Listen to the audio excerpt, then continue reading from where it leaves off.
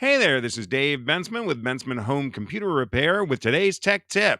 Ever have your internet go out and not know what the root cause is? Here's how to figure out whether it's your browser or not. Go to search down here in your search bar and type in CMD. That'll bring up your command prompt, and then all you have to do is type in PING, hit the space bar, and then type in any website. We're going to go www.google.com